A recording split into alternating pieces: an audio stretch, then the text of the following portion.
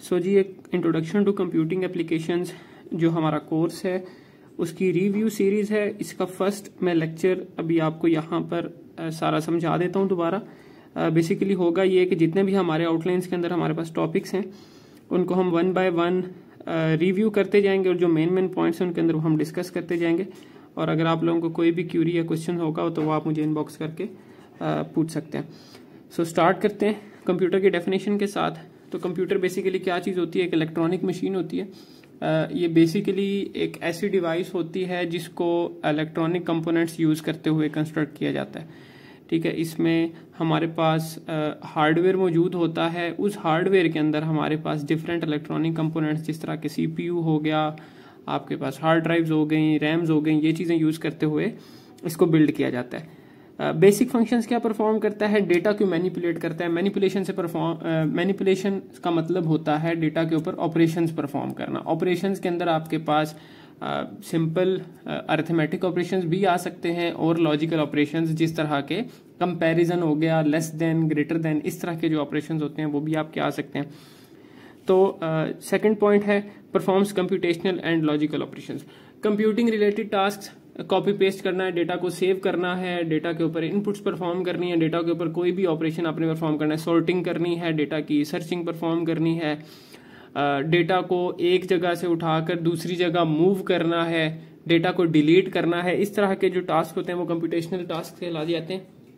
और logical operation, जैसा कि मैंने आपको पहले बताया कि लॉजिकल ऑपरेशंस हमारे पास ऐसे ऑपरेशन हैं जिनके अंदर हमारे पास कंपैरिजंस आ जाते हैं, जिस तरह less than, greater than, equal to, ये सारे लॉजिकल ऑपरेशंस हैं। सो बेसिक वर्किंग इसकी क्या है कि ये इनपुट लेता है, इनपुट लेने के बाद उसको ऊपर कोई ना कोई प्रोसेसिंग परफॉर्म करता है और आउटपुट जनरेट करता है। सो जो इनपुट होती है वो किस फॉर्म में होती है? डेटा की फॉर्म में होती है। और जो आउटपुट जनरेट की जाती है उस जनरेटेड आउटपुट को मोस्ट केसेस के अंदर हम क्या बोल रहे होते हैं? इंफॉर्मेशन बोल रहे होते हैं। और इंफॉर्मेशन की डेफिनेशन की अगर बात करें, जो प्रोसेस्ड फॉर्म ऑफ डेटा होता है उसको हम क्या बोल रहे होते हैं? इंफॉर्मेशन होती है। ठीक है, इसको हम इंफॉर्मेशन बोलते हैं। तो कंप्यूटर बेसिकली क्या करता है कि डेटा को एज एन इनपुट लेता है और इनपुट के बाद उसके ऊपर प्रोसेसिंग परफॉर्म करता है और प्रोसेसिंग परफॉर्म करने के बाद मोस्ट केसेस के अंदर ये रिजल्ट को स्टोर भी कर रहा होता है अपने पास। तो स्टोरेज के ऑपरेशंस भी हमारे पास यहाँ पर आ जाते हैं। और स्टोरेज का ऑपरेशन परफॉर्म करने के बाद जो भी हमारे पास आउटपुट जनरेट होती है वो इंफॉर्मेशन की फॉर्म में पास ऑन कर दी जाती है यूजर को। तो ये हमारी आउटपुट होती है। तो बेसिक वर्किंग जो होती है वो कंप्यूटर की इस फॉर्म के अंदर होती है। सो ये तो थी समरी कि कंप्यूटर एज अ डिवाइस क्या चीज है, इसमें कौन कौन से कंपोनेंट्स हैं। अब अगर हम हिस्ट्री की बात करें और इसकी जनरेशंस की बात करें तो कंप्यूटर की जनरेशंस हैं टोटल 6, जिसमें बिल्कुल इनिशियल जनरेशन जो है वो है जीरोथ जनरेशन भी उसको बोला जाता है। ये उस वक्त की डिवाइसेस हैं जब सिर्फ काउंटिंग डिवाइसेस यूज की जाती थी, जिनमें से आपने एक बहुत मशहूर नाम सुना होगा, अबेकस का। तो अबेकस क्या थी? एक काउंटिंग मशीन थी। स्ट्रिंग्स के ऊपर कुछ बीट्स होते थे जिसको यूज करते हुए काउंटिंग परफॉर्म की जाती थी। जो जीरोथ जनरेशन थी वो स्टार्ट हुई थी 1642 से लेकर और लास्ट की थी इन सारी ड्यूरेशन के अंदर। और लास्ट जो इसके ईयर्स थे वो 1945 तक ये लास्ट की थी। उसके बाद फिर हमारी न्यू फर्स्ट जनरेशन आ गई थी। अब 1642 से लेकर 1945 तक हमारी जीरोथ जनरेशन चली है। उसके अंदर हमारे पास मैकेनिकल मशीन्स होती हैं। मैकेनिकल मशीन्स ऐसी होती हैं जिनमें मूविंग पार्ट्स होते हैं। तो ऐसी तमाम डिवाइसेस, ऐसी तमाम मशीन्स जिनके अंदर मूविंग पार्ट्स होते हैं उनको मैकेनिकल मशीन्स बोला जाता है।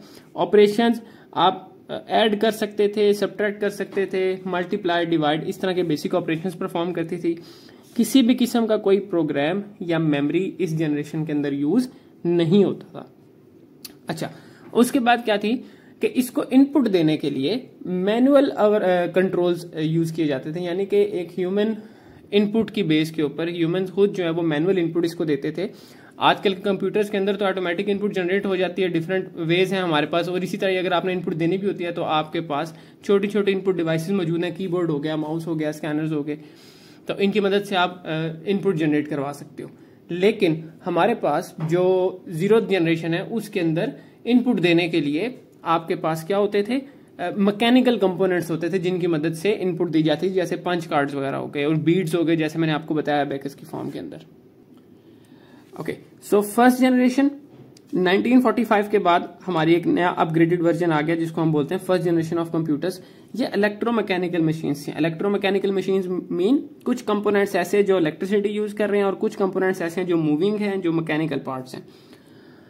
बहुत इंपॉर्टेंट कॉन्सेप्ट वैक्यूम ट्यूब्स का, ग्लास ट्यूब्स होती थी जिनकी मदद से प्रोसेसिंग परफॉर्म हो रही थी इन कंप्यूटर्स के अंदर। और अगर उस वक्त की लैंग्वेजेस की बात की जाए तो मशीन लैंग्वेज और बूलियन लॉजिक की मदद से इसको इनपुट्स दी जाती थी और इस पे प्रोग्राम्स लिखे जाते थे इस जनरेशन के कंप्यूटर्स के ऊपर। अब क्योंकि वैक्यूम ट्यूब्स साइज में बहुत बड़ी होती थी, ग्लास मटेरियल यूज करती थी, तो हीट बहुत ज्यादा जनरेट करती थी और हीट ज्यादा जनरेट करने के साथ साथ ओल्ड टेक्नोलॉजी होने की वजह से, साइज में बड़े होने की वजह से इनकी जो परफॉर्मेंस थी, जो इनकी ओवरऑल स्पीड थी, वो लेस थी। अच्छा, इसमें एक बहुत इंपॉर्टेंट नेम एग्जाम्पल के अंदर अगर हम देखें तो ENIAC, जिसको इलेक्ट्रॉनिक न्यूमेरिकल इंटीग्रेटेड कंप्यूटर बोला जाता है, वो हमारे पास एग्जाम्पल के तौर पे हम लिख सकते हैं। सेकंड आ जाएंगे जी, second generation 1955 to 1965, 10 years last की ये जनरेशन। इसके अंदर वैक्यूम ट्यूब्स को रिप्लेस कर दिया गया ट्रांजिस्टर्स के साथ। ट्रांजिस्टर्स किस पे लगे होते थे? सर्किट बोर्ड्स होते थे हमारे पास, उस सर्किट बोर्ड्स के ऊपर ट्रांजिस्टर्स, एक से ज्यादा ट्रांजिस्टर्स लगे होते थे हमारे पास। ट्रांजिस्टर्स के साथ साथ इसमें मेमोरी का कॉन्सेप्ट भी आ गया, मैग्नेटिक कोर मेमोरी जिसके अंदर यूज की गई।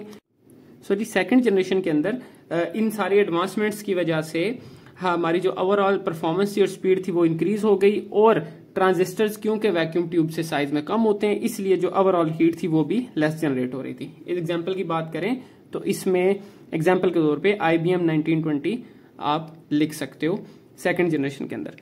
इससे एडवांस वर्जन थर्ड जनरेशन आ गई। सर्किट बोर्ड्स प्लस ट्रांजिस्टर्स, इनको रिप्लेस किया गया इंटीग्रेटेड सर्किट्स के साथ, जिसको IC भी कहा जाता है। इंटीग्रेटेड सर्किट्स के अंदर, एक छोटे इंटीग्रेटेड सर्किट के अंदर थाउजेंड्स ऑफ ट्रांजिस्टर्स मौजूद हो सकते हैं। तो इंटीग्रेटेड सर्किट्स का इस्तेमाल करते हुए इन थर्ड जनरेशन के कंप्यूटर्स को बिल्ड किया गया। यहां पर कॉन्सेप्ट आ गया आपकी बेसिक, पैस्कल और कोबोल जैसी लैंग्वेजेस जो हमारी इनिशियल प्रोग्रामिंग लैंग्वेजेस थी, उनको यूज करके इसके ऊपर प्रोग्राम्स लिखे जाते थे इन कंप्यूटर्स के ऊपर। ओवरऑल परफॉर्मेंस इनकी अच्छी थी as compared to second generation computers. और इसी के साथ साथ जैसे मैंने आपको बताया कि एक इंटीग्रेटेड सर्किट के ऊपर थाउजेंड्स ऑफ ट्रांजिस्टर्स होते थे, तो इसका मतलब है कि इसका जो साइज है ओवरऑल वो भी काफी लो था। एग्जाम्पल के तौर पे CDC 1700 एक थर्ड जनरेशन के कंप्यूटर के अंदर लाई करता है।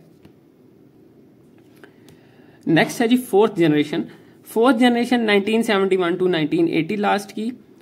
इंटीग्रेटेड सर्किट्स को अगेन रिप्लेस किया गया, एक एडवांस वर्जन लेकर आया गया इंटीग्रेटेड सर्किट्स का। थे इंटीग्रेटेड सर्किट्स ही, लेकिन उनका एक एडवांस्ड वर्जन था हमारे पास जिसको बोला जाता था माइक्रो प्रोसेसर।